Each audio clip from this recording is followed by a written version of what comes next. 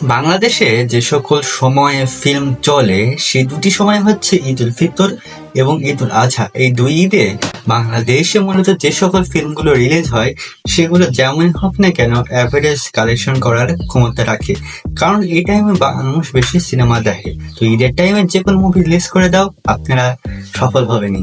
Hello everyone, welcome to সিনে critic. আজকে কথা বলবো ঈদ উল আজহাতে আগত যে সকল ফিল্ম আছে সেগুলো নিয়ে। তো চলুন প্রথমত কথা বলি তুফান নিয়ে।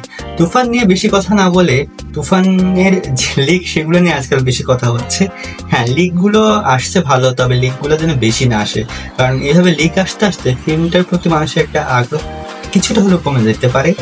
আমরা চাই একটা কিছু সারপ্রাইজের মতো থেকে যাক, কারণ বেশি লিগ না আসাই ভালো একটা ফিল্মের জন্য। শাকিব খানের লুকগুলো কিন্তু অসাধারণ লাগছে, যাই বলেন না কেন। তবে সব মিলে যেটা বলতে চাচ্ছি সেটা হচ্ছে তুফান তো ব্লকবাস্টার হবেই, বাকি ফিল্মগুলো নিয়ে কথা বলা উচিত এখন, কারণ তুফানের সাথে কারো কম্পিটিশনের কথাই নাই। তুফান চলবে, তুফানের মতো যত হল আসবে, যত অডিয়েন্স আসবে, সব তুফানের দিকে যাবে। তবে বাকি যে তিনটি ফিল্ম আছে তাদের মধ্যে কম্পিটিশন হওয়ার কথা। প্রথমত যে ফিল্মটি নিয়ে আমি আগ্রহী সেটি হচ্ছে নীল চক্র। এটার পোস্টারটা আমার কাছে খুব ভালো লেগেছে, এবং এখানে মূলত যে বিষয়টা বোঝা যাচ্ছে বিভিন্ন স্টার এর মাধ্যমে, এখানে মূলত এই যে ক্যারেক্টারটা আরিফিন শুভ, ইনি একজন ডিটেকটিভ হতে পারেন, এবং তার পেছনে যে ক্যারেক্টারটা লম্বা চুল সেটা ভিলেন হতে পারে। সো সব মিলিয়ে একটা অ্যাকশন থ্রিলার ডিটেকটিভ ফিল্ম আমরা দেখতে যাচ্ছি নীল চক্র। তো আশা করি এটা খুব ভালো হবে, কারণ আমি আবারও বলছি তুফানের সাথে এগুলোর কম্পিটিশন আমরা যাবোই না, কারণ তুফান থাকবে তুফানের মতো, তুফানের বেগে চলবে, বাকিগুলো নিয়ে কথা হবে। তো নীল চক্রের পরে যে মুভিটার কথা আমি বলবো সেটা হচ্ছে জঙ্গলি।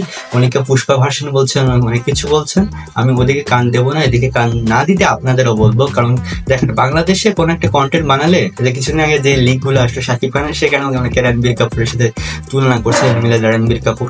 তো এগুলা সবচেয়ে খারাপ বিষয়, এগুলো করাই উচিত না কোনো কারো। হ্যাঁ, আপনার মনে হতে পারে, বাট কপি বলে যে ধিক্কার জানানো, হেড তৈরি করে, হেড ছড়ানো, এগুলো খুবই খারাপ দিক। কারণ দেখেন, যে কোনো জিনিসেরই একটা অরিজিনাল ভার্সন থাকতেই পারে।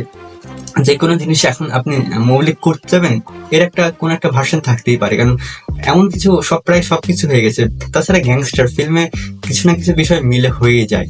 সো সেটা নিয়ে আমরা কথা কম বলি, আমাদের উচিত হচ্ছে কন্টেন্টটা দেখা, পরবর্তীতে কি হয়। জঙ্গলির এখনো পর্যন্ত একটা পোস্টার আসছে, পোস্টারটা খুবই দারুণ, লিকও ছড়াচ্ছে, জিনিসটা কতটুকু ঠিক জানি না। তবে যেটুকু বলতে চাই সেটি হচ্ছে সব মিলিয়ে এই ফিল্মটার প্রতি একটা আগ্রহ থাকবে। দেখা যাক সিয়াম আহমেদ এবার কিছু একটা ভালো কিছু উপহার দিতে পারে কিনা। সো এরপরে যে টপিকটি সেটি হচ্ছে কবি। এটি মূলত শরীফুল রাজের একটা ফিল্ম হতে যাচ্ছে। এটি মূলত সত্তা যে মুভি শাকিব খানের, তার ডিরেক্টর বানাচ্ছেন, এবং এই ফিল্মে ইধিকা পাল থাকবে লিড হিরোইন রোলে। সো ইধিকা পাল এবং শরীফুল রাজের একটা কেমিস্ট্রি আমরা এখানে দেখতে পাবো। আশা করা যায় এতে 3 জনরার ফিল্ম, একটা ডিটেকটিভ, একটা ওয়াইল্ড লাইফ ফিল্ম। সো আরেকটা কি কবিতা, আই থিঙ্ক এটা কোনো একটা আর্ট ফিল্মও হতে পারে বা অ্যাকশনও হতে পারে, এখনো যেহেতু কোনো টিজার আমরা পাচ্ছি না। সো এই তিনটা নিয়ে, অথবা রোমান্টিক ফিল্মও হতে পারে। তো 3 জনরার ফিল্ম, এবং সব মিলে এই 3টার প্রতি আগ্রহ থাকবে। এবং তুফানের কথা আমরা একটু পরে বলি, আগে 3টা ফিল্মের মধ্যে যদি একটু লড়াই হয় তাহলে কিন্তু দেখতে ভালো লাগবে। আগে প্রিয়তম সুরঙ্গের মতো হলো, এবার এই 3টা ফিল্মের মধ্যে যদি তারা কম্পিটিশন করতে পারে, একটা ভালো আমরা ফিল্ম যুদ্ধ দেখতে পারবো। সো এরপরে তুফান নিয়ে যদি এক্সট্রা কথা বলি, তুফান যেহেতু এদেরকে ছাড়িয়ে অনেক উপরে, সো তুফানের বেগে চলবে।